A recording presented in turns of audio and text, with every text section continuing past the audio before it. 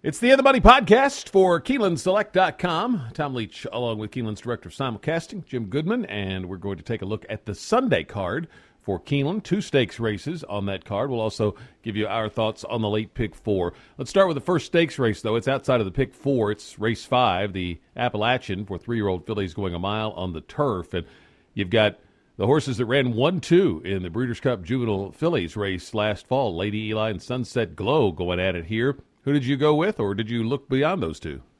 Well, that makes a pretty cool Grade 3 race when you've got the first 2 finishers out of the Grade 1 juvenile fillies from last year. And so, those 2 are obvious favorites. Lady Eli, everybody's excited about her return, and she hasn't run since October 31st, nor has Sunset Glow, the 4 for Wesley Ward. So how do you know how these fillies improve from 2 to 3? You see that every year with the Derby horses with the colts. So I think looking at that, and Lady Eli is going to be not probably 4 to 5 morning line, more like 2 to 5. The only horse I thought in here that had a shot, and I was impressed with her race at Gulfstream in the Grade 3 Sweet Champ, was Miss Temple City, the 2. She hasn't run since January 24th, but nice buyer progression of 68, 72, 79. The horses that ran against her in that Sweet Champ, Consumer Credit came back, was very impressive in that race, and Quality Rocks flipped Consumer Credit next time they came out. So Quality Rocks has won a stakes race, Consumer Credit has won a stakes race, and Miss Temple City was right behind them. So Johnny Velasquez for Grand Motion. If I get 5 to 1 on her, I'd probably take a shot, but I'm kind of pulling for Lady Eli to be ultra impressive here for Chad Brown.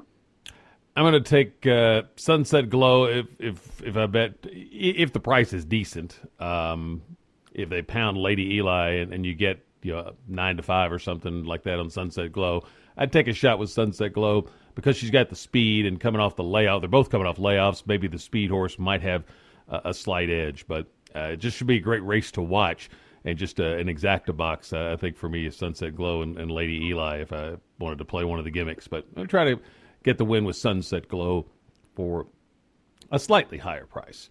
We'll move on to the other stakes race. It's the 8th, the Grade 2 Adena Springs Beaumont, 3-year-old fillies here going about 7 furlongs. It's 7 furlongs at 184 feet. They call it the Beard Course. And pretty good, well-matched group here. Who did you like? I took Delightful Joy. I don't really like filly in her second start going up for a Grade 2 stakes, but, Chad Brown is tough with young horses, and Delightful Joy comes out of a race at Gulfstream that yielded not only her as a first-time winner at 14 to 1, but Garden Princess, the second horse, and Sweetgrass, the third horse, both came back and won at Gulfstream next time out. So when you look at a key race like that, not only did she win by 3.5, but the 2 horses that were right behind her came back and won. So that's a huge angle for me, and I'm going to take Delightful Joy to take this field. Fantastic Style regressed a little bit in the stretch out to 6.5 furlongs at Santa Anita last time out. So Bob Baffert, Johnny Velasquez, what can you say bad about them? But the horse did not win as impressively. It was getting caught at the wire. So the stretch out to 7 furlongs plus the 184 feet might not suit her, and she might not like the Keeneland track as well as she likes Santa Anita. So I'm going to take a little stand against her at 7 to 2 with Delightful Joy versus 9 to 5 morning line Fantastic Style. I'm looking for a price in the third spot, and I landed on Zevin for Eddie Keneally. Gets Castellano, and the horse was at Tampa last out, won fairly easily an optional $75,000 claiming race, so she steps up in class here. But she was 3 to 5 down there in a good thing at a bad price. Tampa horses are always fit when they come here, so I'm going to look at Zevin to fill out the trifecta, but Delightful Joy is my key on top of the 7. 2 Fantastic Style and 5 Zevin below her. I took a long look at the 1 Divine Dawn because Larry Jones' barn's been so hot, but and I landed on Sweet Success, the 3.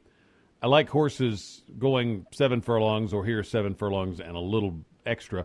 I like the horses turning back from longer races or from 2-turn races, and that's what Sweet Success is doing here, turning back from the 1-mile Bourbonette up at Turfway on Spiral Day.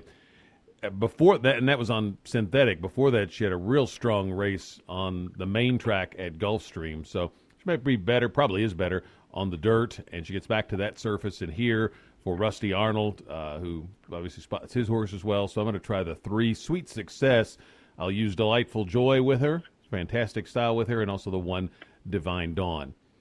Let's take a look at a late pick 4, which will start in race 6 with a maiden race. I like Bent on Bourbon in there for Keeneland.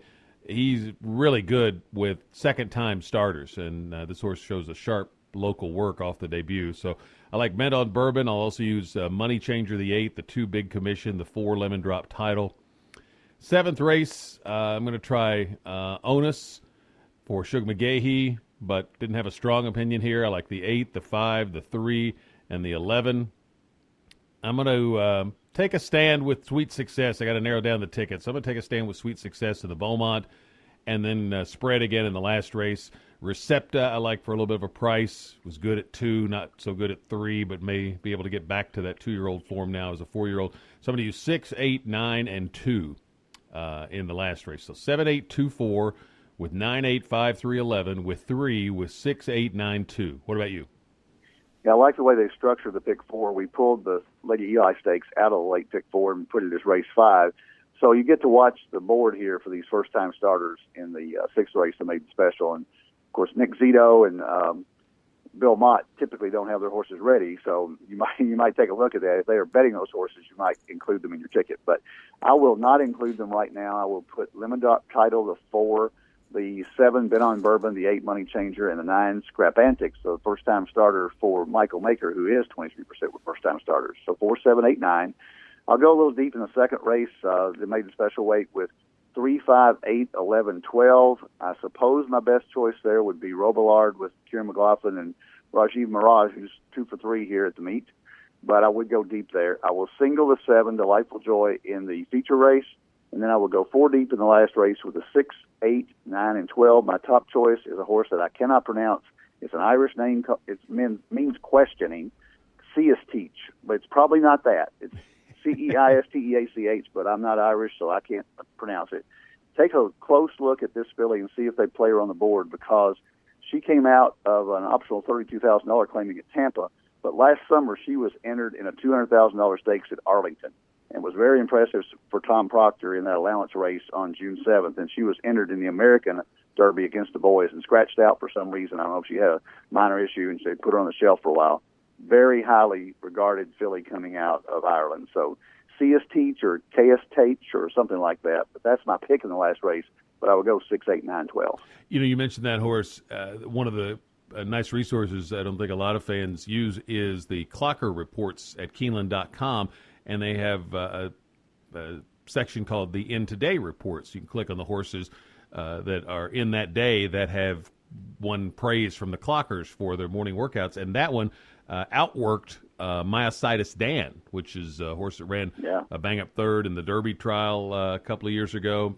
So I noticed that on the workout report, and that's a good resource for fans to check. Something else, it's closed now, but it's a neat contest that you're running on Sunday, and for folks that like to get into the contest for chances to qualify for the National Handicapping Challenge, they can look for these, but you've got one of those coming up on Sunday. Yeah, we've got it. It's on all Keeneland races. It's a $3,000 buy-in contest. It sold out in 2 days when I opened it 2 months ago. Got 125 players. They put up $3,000 each with a $2,000 live bankroll. They have to bet $250 on a race and half their bankroll on either the last or the next to last race. So you're talking about somebody who builds their bankroll to $10,000 has to bet $5,000 on a race. And it gets very interesting at the end, as you can imagine. And somebody turned that $2,000 bankroll into $21,000 last year and won $10,000 prize money plus a trip to the Breeders' Cup Betting Challenge, which is our big tournament here at Breeders' Cup at Keeneland. That's a $10,000 prize plus a trip to the National Handicapping Championship where you can play for $800,000. So sounds like a lot of money to get into a tournament, but we got a lot of guys who play the circuit, and it's a lot of fun. It's in the Lexington, Kentucky room, and that's my Sunday here. That's how I spend my Sunday tomorrow. We also have Keeneland Select Appreciation Day on Sunday. You might want to talk about that a little bit, Tom. Yes, we'll have a couple of the guys that are playing in the contest that will be I'll be there. They'll be there. I'll interview them. Katie Gensler and I will do picks for the Sunday card. And if you're a Keeneland Select player, you've no doubt received some information about this. So if you've tossed it aside, forgot to, you meant, I'm going to sign up for that, you're running out of time to do it. So it's a chance to come out and get some love from Keeneland for being a Keeneland Select customer.